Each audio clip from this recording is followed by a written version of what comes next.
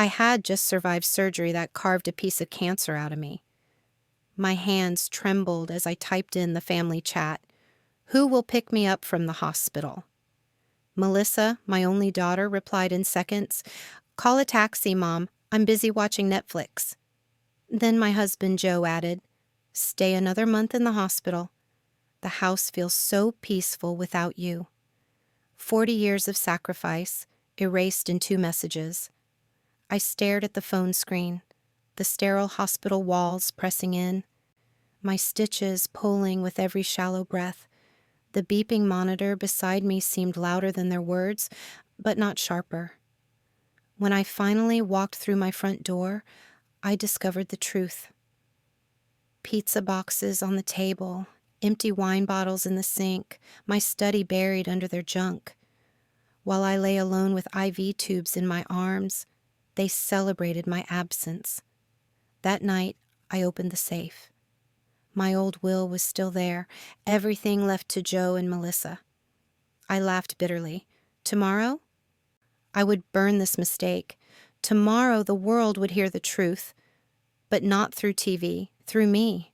Live. I wasn't always this woman with scars across her chest and silence in her home.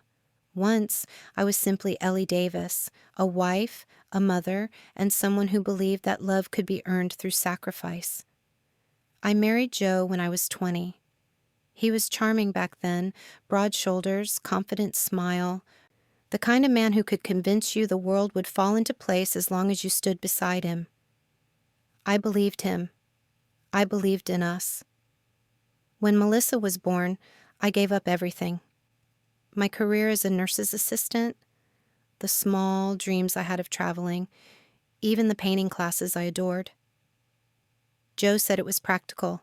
Stay home, Ellie. Raise our daughter. I'll handle the rest. But the rest never came. Joe handled the bills. Yes, but every other responsibility landed on my shoulders. The cooking, the cleaning, the endless nights of fevers and nightmares, those belonged to me. When Melissa was little, she'd cling to my leg, whispering, "Don't go, Mommy." And I never did. I stayed, every single time. Years passed, and the sacrifices piled up like bricks. Joe climbed in his job while I stayed home, making sure the foundation of our lives didn't crumble. He joined golf clubs, went on weekend trips with colleagues, while my world shrank to grocery aisles and PTA meetings. Still, I told myself it was worth it. When Melissa hugged me after school, when Joe complimented dinner, when the house was spotless and warm, that was my reward. I thought love was about endurance, about giving until it hurt. By the time I was 45, exhaustion had settled into my bones. Joe had stopped saying, "Thank you." Melissa had stopped noticing the sacrifices. I was simply expected to have dinner on the table, expected to cover her forgotten homework projects, expected to smile when Joe came home late, smelling of whiskey and excuses. The first signs of illness appeared subtle. A lingering cough, bruises that took too long to fade, fatigue that sleep never cured. I brushed it off. Who had time to be sick when 2 other people depended on me? When I finally went for a checkup, the doctor's words landed like a hammer. "It's cancer, Mrs. Davis. We caught it. But you'll need surgery and chemotherapy." I drove home that day, gripping the steering wheel so tightly my knuckles turned white. I told Joe that night over dinner. He looked at me, frowned, and asked, "How much will this cost?" Melissa, scrolling on her phone, barely looked up. "That sounds bad, Mom," she said flatly before asking if I could still drive her to the mall on Saturday. That was the moment something inside me cracked. Not because of the cancer. That was a battle I could fight. What broke me was realizing I had been invisible in my own home for decades. Chemotherapy drained me, my hair thinned, my body weakened, but I kept going. I cooked even when my hands trembled too much to hold the knife steady. I folded laundry when my legs shook from nausea. Joe rarely came to appointments. Too much work, he claimed. Melissa complained about the smell of antiseptic when she had to drive me once. Nights were the worst. Lying awake, bones aching, I'd stare at the ceiling and wonder if anyone would notice if I simply didn't wake up. I thought about the years I had given, all the times I said no to myself so I could say yes to them. Even when the surgery date came, Joe didn't take time off work. Melissa didn't cancel her weekend plans. I checked myself into the hospital, signed my own papers, lay alone in that sterile bed waiting for anesthesia. 40 years of giving, and when I faced the possibility of never waking up, not one hand reached for mine. I survived. Barely. And when I asked them to pick me up after it was all over, their answers cut deeper than any scalpel ever could. Call a taxi. Stay another month. The house is peaceful without you. That was my reward. That was the sum total of a life spent serving them. And that was the moment the old Ellie Davis died, not from cancer, but from betrayal. I walked out of that hospital with a paper bag of medications and a hollow in my chest that no bandage could cover. Joe didn't come. Melissa didn't come. I slid into a taxi alone, the driver glancing at me through the mirror with quiet pity. That ride home marked the end of one life and the uncertain beginning of another. The first days back were brutal. Every corner of the house screamed betrayal. Melissa's shoes tossed across the living room. Joe's whiskey bottles cluttering the counter. My sanctuary, my study, was buried under boxes of their junk. I wanted to scream, but my voice felt too weak, my spirit too drained. That was when Alex showed up, 25, son of my late friend Claire. He'd visited me in the hospital when no one else bothered. He carried groceries into the kitchen and said, almost casually, "You know, Ellie, you could tell your story. People would listen." I laughed bitterly. Who would care about an old woman nobody wants? His answer was simple. The world cares more than you think. You just need to hit the Go Live button.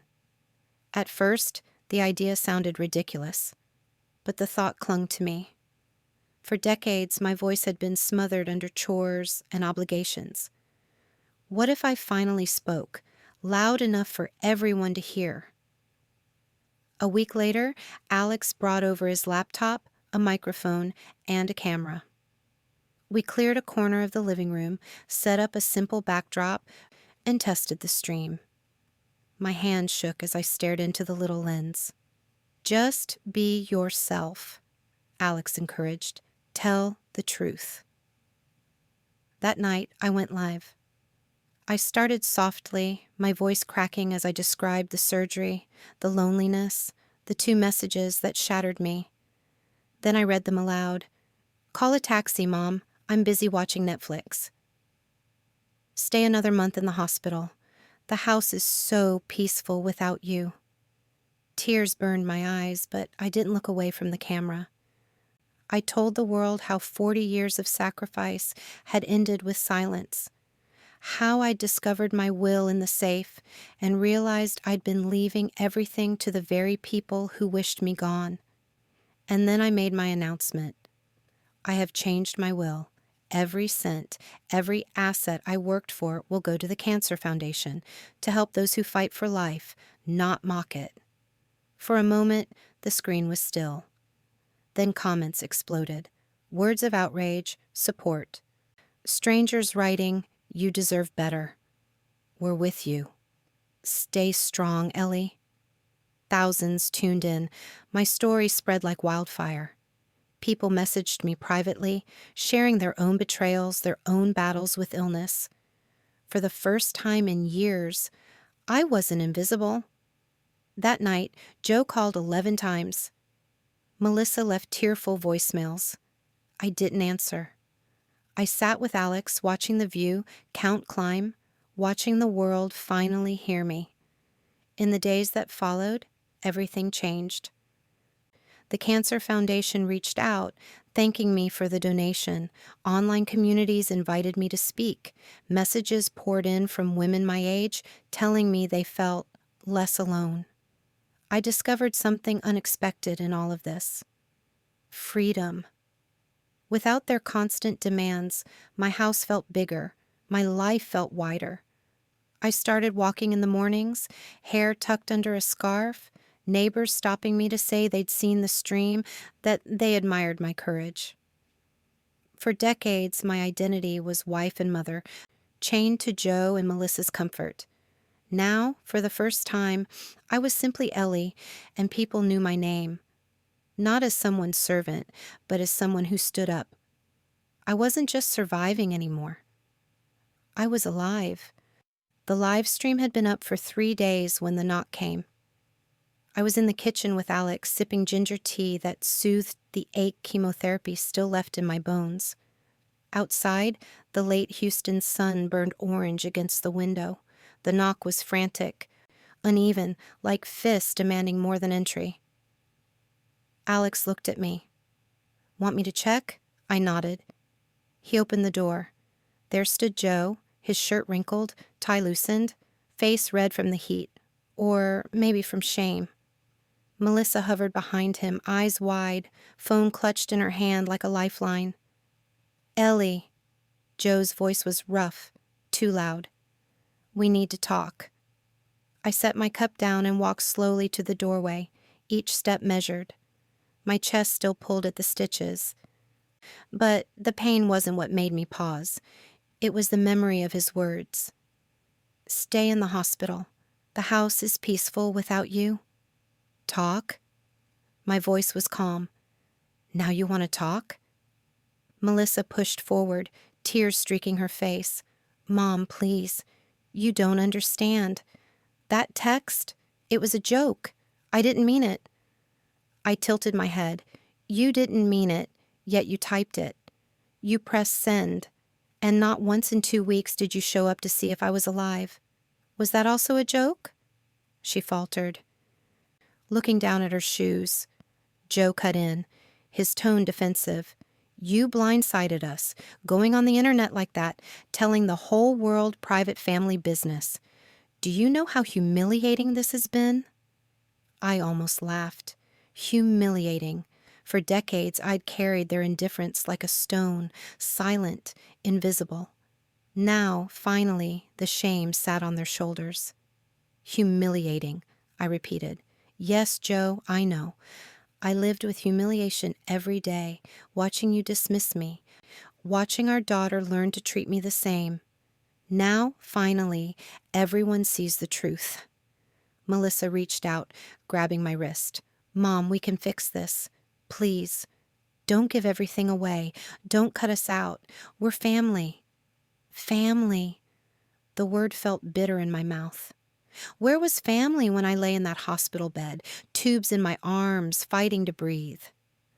Alex stood silently at my side, his presence steady, protective. Joe noticed him and sneered.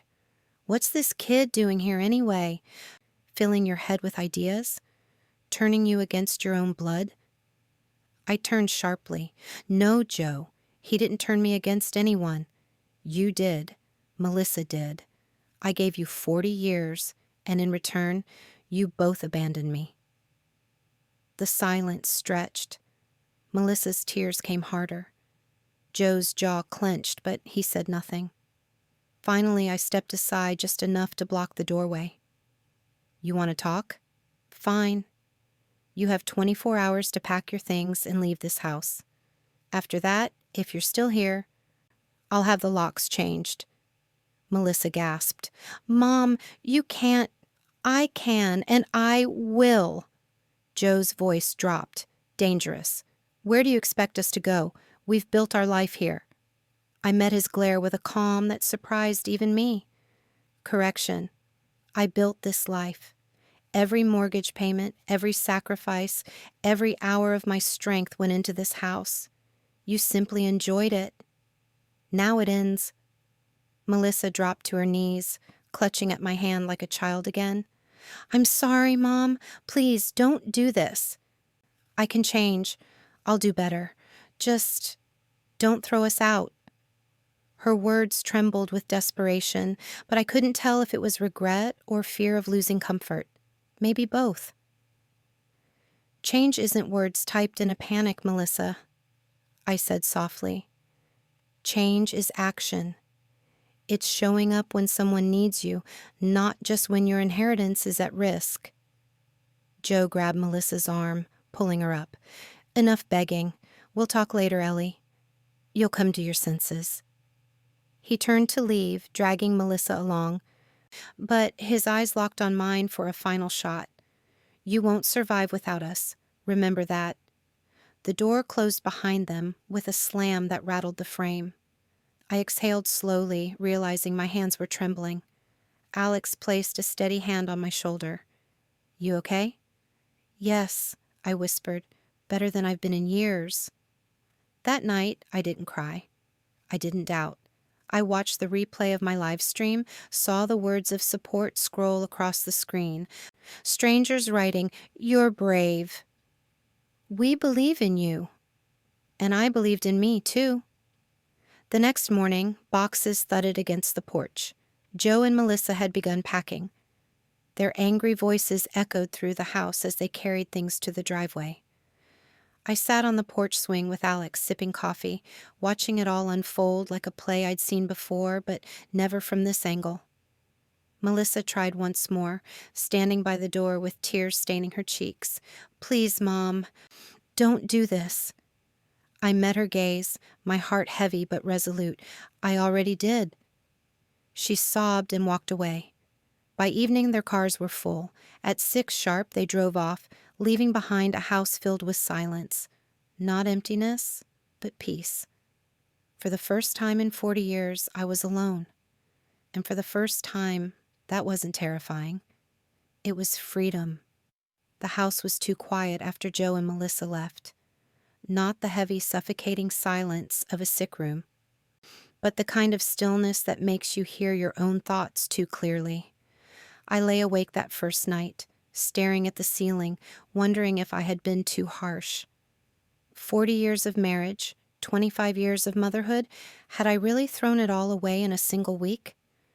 But then their messages flashed across my memory again. "Call a taxi. Stay another month. The house is peaceful without you." Those weren't slips of the tongue. They were windows into the truth. Still, part of me needed to be certain. If I was going to cut them out of my life, out of my will, I wanted no doubt. No one would ever say I acted in anger alone. So I began to investigate. The next morning, I sat at the dining table with a stack of bank statements Joe had always insisted on handling himself. For years, he'd told me not to worry my head about money, as if I were some fragile child. But the numbers told their own story. Thousands spent on his golf club memberships, on hotel stays during supposed business trips, on jewelry I had never worn. Melissa's trail was easier. Endless delivery apps, clothes, subscriptions, little luxuries piled one on top of another, not a single deposit from her name. She had lived in my home rent-free, bill-free, responsibility-free, and still had the audacity to mock me while I fought for my life. I circled the worst expenses with a red pen. Each circle was like a scar, visible proof of years I'd been blind. But I didn't stop with the finances. I needed to hear it from others. That afternoon, I walked across the street to the Hendersons. Mrs. Henderson was pruning her roses when she saw me. Her face lit up, then faltered when she realized how frail I still looked. "Ellie, you're back on your feet," she said gently. "How are you?" "I'm recovering," I answered, but then my voice broke. "Tell me the truth. While I was in the hospital, did Joe or Melissa say anything? About me?" She hesitated, her hands frozen on the rose stems. Then she sighed. "Ellie, I didn't want to upset you. But yes. When we asked about you, Joe laughed. He said the house was so much quieter without you. And Melissa," she giggled, The words hit me like a cold wind. But deep down, I wasn't shocked. I nodded, thanked her, and walked back home, every step heavier than the last. Their cruelty wasn't hidden. It had been paraded in front of neighbors, normalized as small talk. Later that week, I met Margaret, an old friend I hadn't spoken to in years. We sat in a cafe, the clatter of cups filling the pauses between us. She admitted something that twisted my stomach. "We wanted to visit you, Ellie, but Joe always said you were too tired, too busy, that you preferred to be left alone." I gripped my cup, heat seeping into my palms. They hadn't just neglected me, they'd isolated me. They had built walls around me so no one could see how small I had become in their shadow. That night I opened a box from the back of my closet, old journals I hadn't touched in years. The pages smelled of dust and ink, but they carried my voice, unfiltered. 1999. Joe came home from a conference with new golf clubs. I wanted to tell him Melissa needed a bike, but he brushed me off. 2008. Melissa screamed at me for not ironing her dress. Joe told me to let her blow off steam. I cried alone in the laundry room. 2016. Chest pains again. Joe said I was being dramatic. Melissa rolled her eyes. Page after page revealed what I had tried to bury. Decades of disrespect, dismissed pain, invisible sacrifice. The cruelty hadn't begun with one text message. It had been growing for years. And then there was the aftermath of my live stream. Strangers weren't the only ones sending messages. People who had known us reached out too. A woman from church wrote, "I always wondered why Joe never mentioned you." He acted like a single man. Melissa's college roommate admitted, "She used to joke about living off her parents forever. We laughed, but now it feels cruel." Every line was another nail in the coffin of denial. I knew I had enough, but I wanted one last confirmation. So I invited Joe and Melissa back, under the guise of talking. Alex stayed in the next room, silent but ready if things turned ugly. They arrived looking contrite, their faces painted with desperation. Joe tried to kiss my cheek. Melissa's eyes brimmed with tears. I had laid the bank statements out on the dining table, the red circles glaring like wounds. I slid them across the surface. "Tell me," I asked quietly, "who paid for these?" They froze. Joe cleared his throat, tried to laugh it off. Melissa stammered, searching for excuses. Not once did either of them say thank you. Not once did they admit guilt. Their words weren't apologies, they were frantic attempts to preserve comfort. In that moment, I understood.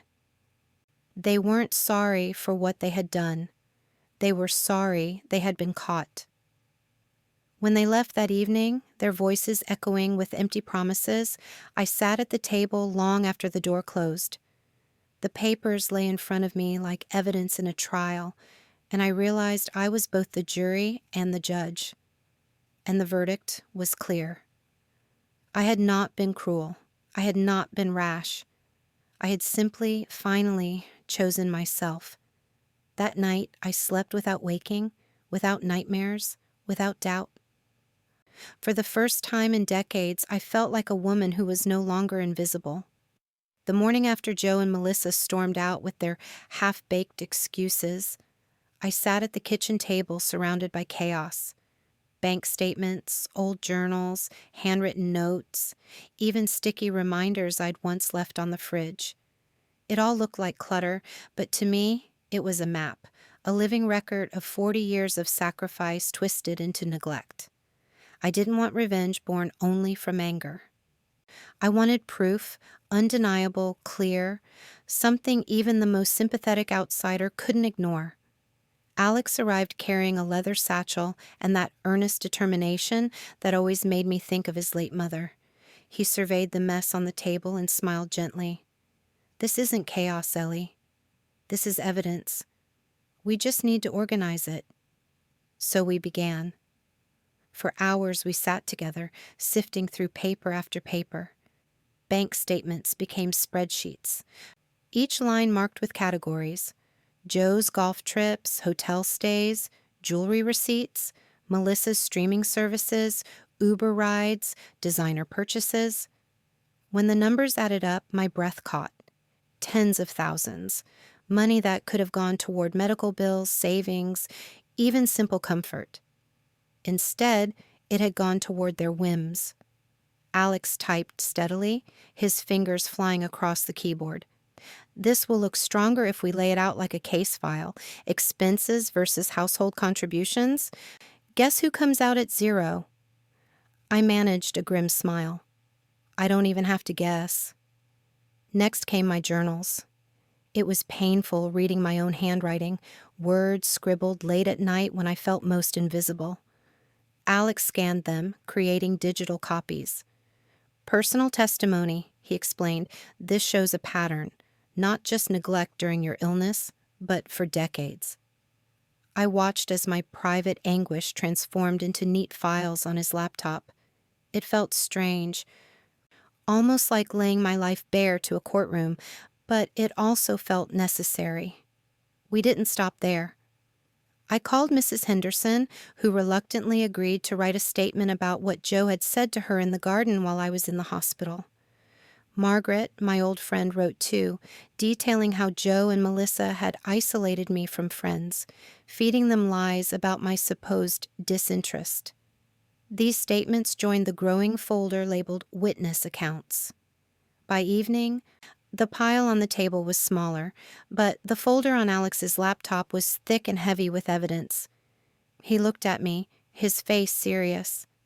Ellie, this isn't just a story anymore. It's a case. If you walked into a lawyer's office tomorrow, they'd have everything they need to support you. I leaned back in my chair, exhaustion pulling at my bones, but also a strange kind of peace. Then that's what we'll do. Tomorrow. That night, I allowed myself to sit on the porch with a cup of tea and feel the weight of change. For years, Joe had mocked my insistence on saving receipts. Melissa rolled her eyes when I wrote in journals instead of scrolling on my phone. Yet here they were, the very things that would undo their entitlement. The next morning, Alex drove me downtown. The law office smelled of leather and polished wood, intimidating in its formality. But when we met with Ms. Hernandez, a sharp-eyed attorney recommended by the Cancer Foundation, I felt something I hadn't in years: strength.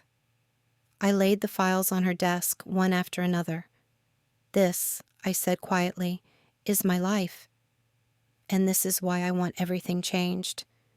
She leafed through the documents, pausing at the bank records, frowning at the journal entries, nodding as she read the witness statements. After a long silence, she looked up. Mrs. Davis, I've seen many cases of neglect, but rarely with such comprehensive documentation. You've done more groundwork than most investigators. Alex grinned. Told you it wasn't chaos. I almost laughed. Almost. We spent the afternoon drafting new legal documents, a living trust, a revised will, clear language that left no ambiguity. Every cent, every property, every account would go to the Cancer Foundation upon my death. In exchange, I would retain the house during my lifetime and receive a modest monthly stipend. Enough for independence, for dignity, for the travels I still dreamed of. Ms. Hernandez leaned forward. Are you absolutely certain you want to exclude your husband and daughter entirely? Even a small bequest could avoid future legal challenges. I thought of Joe's smirk, Melissa's dismissive laughter, their words echoing, "Stay another month." The house is peaceful without you. My answer was firm. Yes, not a dollar, not a dime. They've taken enough from me already. She nodded, her pen scratching across the papers. Alex squeezed my shoulder in quiet support. By the time we left, the folder in my hands wasn't just evidence anymore. It was justice, codified in black ink and notarized signatures. I stepped out into the warm Houston evening, the air alive with city sounds, and felt like I'd walked through fire and emerged whole. That night, I sat in my study, the room Melissa had buried under her junk. I'd cleared it earlier, restored it to what it once was. On the desk sat the new documents, neatly stacked, a candle burning beside them. I opened my journal and wrote, "Today I stopped being their servant. Today I became myself again." I closed the book, leaned back, and for the first time in a long time, I smiled. The new will was signed, stamped, and locked away in my desk. For the first time in decades, I had something my family didn't: control. But control, I realized, wasn't enough. Joe and Melissa had lived off me for years, laughing at my silence, feeding on my sacrifices. If I let them leave quietly, they would spin their own story, paint me as unstable, claim I was manipulated by a young man, anything to preserve their image. No, I thought, staring at the candle's flickering flame on my desk. They needed to be exposed, not out of spite, but so the world would know the truth. And maybe, just maybe, so they'd finally understand the weight of what they had done. Alex stopped by the next morning with his usual backpack of wires and gadgets. He found me at the kitchen table with a notebook open, pages filled with scribbles. "You're planning something," he said with a grin, dropping into the chair across from me. I pushed the notebook toward him. A live stream wasn't enough. People sympathized, yes, but Joe and Melissa are still out there, whispering that I'm crazy, that cancer made me irrational. They'll try to twist this. I need to show the full truth. He skimmed the notes. Bank statements, witness letters, journal excerpts, all organized into bullet points. "You want to present your evidence?" "Not just present," I corrected. "I want to put them on trial, in front of everyone, a public reckoning." Alex leaned back, thoughtful. "That could work, but it has to be carefully staged. If you come across as bitter, people might side with them out of pity. You need to stay calm, factual, unshakable. The evidence will speak louder than anger." I nodded. His words carried the weight of someone who had grown up in the digital age, someone who knew how quickly perception could turn. So we began to plan. The first step was structure. I would host a second live stream, not in the corner of my messy living room, but in my study, now cleared, neat, lined with books. Alex insisted on lighting, camera angles, audio checks. "You'll look strong, professional, like a woman who knows her worth," he said, adjusting the tripod. We sketched an outline on the whiteboard he brought. 1. Introduction. Calm, personal, thanking supporters from the first stream. 2. The betrayal.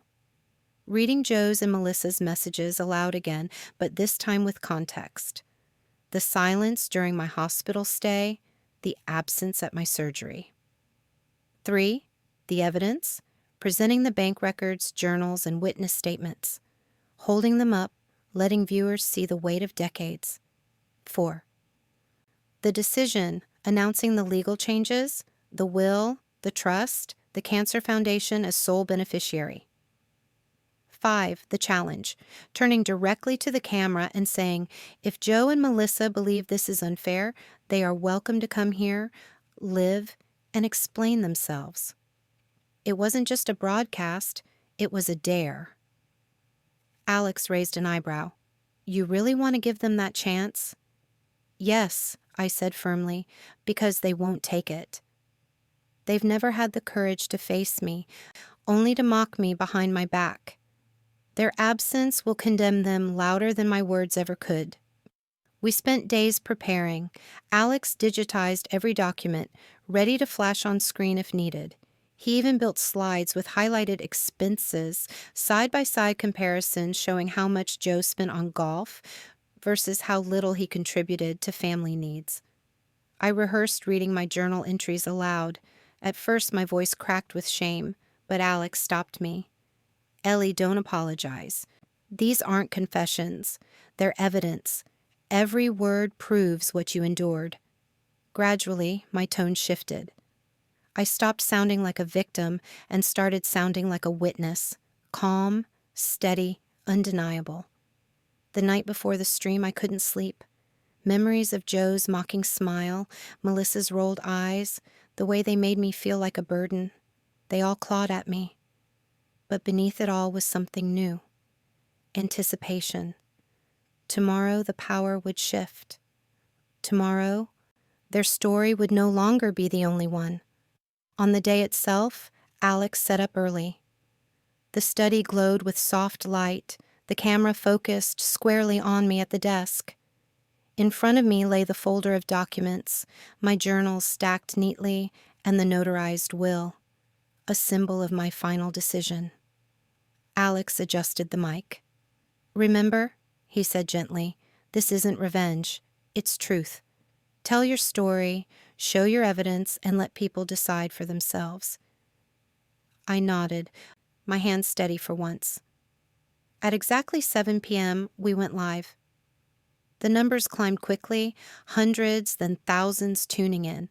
Familiar names from the first stream, strangers sharing the link, even reporters lurking in the comments. The chat flooded with hearts, encouragement, messages of solidarity. I began as we had planned, calm and grateful. Then I read Joe's words. Melissa's words. The silence was deafening, even through the screen. I held up the bank statements, the red circles glaring. "This is where my money went while I was sick. Golf trips, hotel rooms, designer clothes, streaming subscriptions. Not $1 spent on my care." I read from my journals. The raw truth of nights spent crying in the laundry room, chest pains dismissed as drama. My voice didn't crack this time. It rang steady, resolute. Finally, I laid the new will flat on the desk, letting the camera capture the signatures and stamps. Everything I built will go to the Cancer Foundation. To people who fight for life, not mock it. Joe and Melissa will receive nothing, because they gave me nothing when I needed them most. Then I leaned forward, meeting the lens like it was their eyes. "If you believe this is unfair, Joe, if you believe I've wronged you, Melissa, the door is open. Come here. Sit beside me. Defend yourselves. I'll wait." Alex had told me silence could be powerful, so I stopped speaking. For one long minute, I sat in the quiet, the live chat exploding with outrage, support, disbelief. But of course, the door never opened. Joe and Melissa never appeared. Their absence was my victory. When the stream ended, Alex hugged me lightly, careful of my healing scars. "You did it," he whispered. But I knew this was only the beginning. The truth was out, the world had seen, and now Joe and Melissa would have to live under the weight of their own choices. For the first time in 40 years, I wasn't afraid of what came next. I was ready.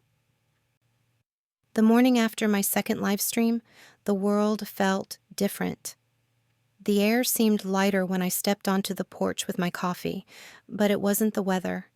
It was the weight lifted from my chest. My story was no longer hidden. My pain no longer whispered into journals no one would read.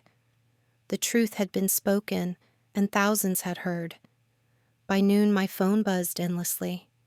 Notifications flooded in, messages of support, shares, news outlets picking up the story. Headlines spread across social media. Texas woman cuts. Family out of will after hospital betrayal. Photos from the stream, my gray hair lit softly, my eyes steady on the camera, were circulating with captions like, "Strength at 60" and "Ellie's stand." Meanwhile, Joe and Melissa were living their nightmare. I didn't need to see them to know it. The proof was all over the internet. Neighbors whispered in grocery aisles.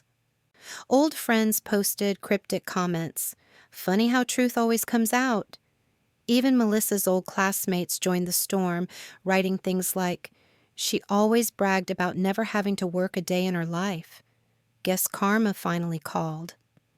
Alex scrolled through the comments beside me, shaking his head. "They can't spin this now. Not when you showed the receipts. People saw the signatures, the journals, the bank statements. You didn't just tell your story, you proved it." But Joe wasn't the type to surrender. That evening I heard the roar of his truck outside. Melissa trailed behind him, mascara smudged, phone clutched tight. They marched up to the porch like a pair of prosecutors ready to reclaim their power. "Ellie!" Joe's voice was hoarse but booming. "What the hell do you think you're doing? You humiliated us in front of the entire town." I stayed seated in my rocking chair, coffee cup balanced calmly in my hand. I told the truth. Melissa's tears spilled over. "Mom, please.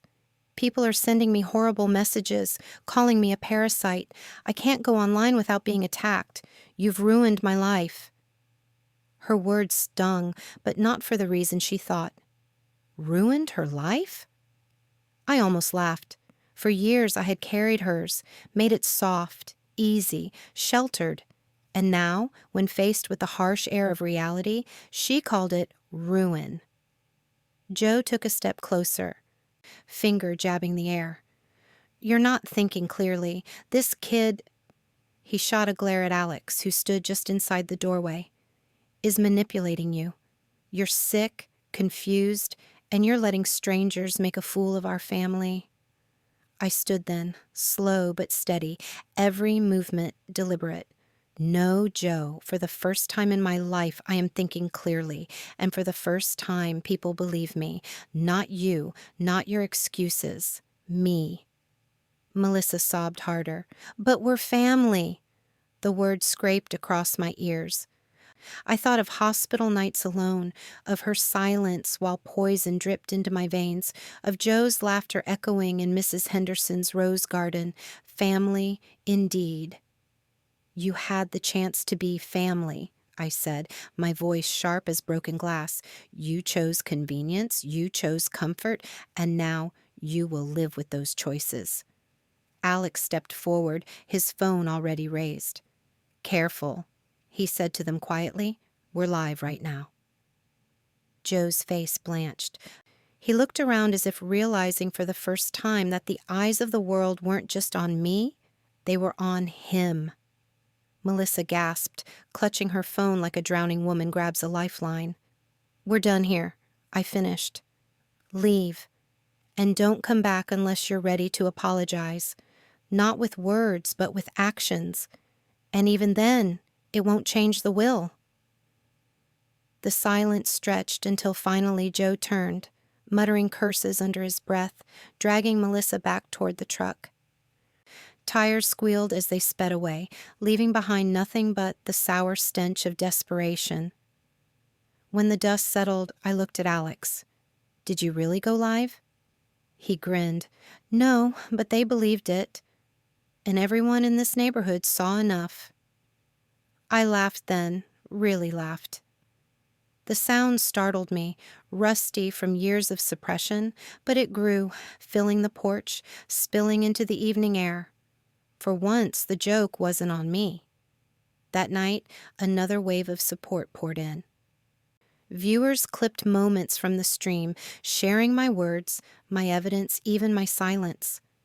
People called me brave. Some called me ruthless. But no one called me invisible anymore. And Joe and Melissa? They became a cautionary tale, whispered about in coffee shops, pointed at in grocery aisles. The family who abandoned their mother, their wife, for convenience, and lost everything because of it. The balance had shifted. For decades, I had been the quiet one, the servant, the background. Now, I was the storm, and I wasn't done yet. The days after that confrontation were like watching a slow-motion collapse. Joe and Melissa had always strutted through life with borrowed confidence, cushioned by the security of my silence and my sacrifices. Without those cushions, they crumbled.